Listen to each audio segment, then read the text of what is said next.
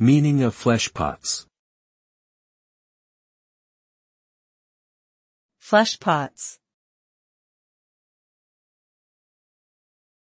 Fleshpots. Fleshpots. Fleshpots. The term fleshpots refers to a place or situation where physical pleasures and luxuries are abundant and easily accessible. It is often used to describe a decadent and hedonistic environment.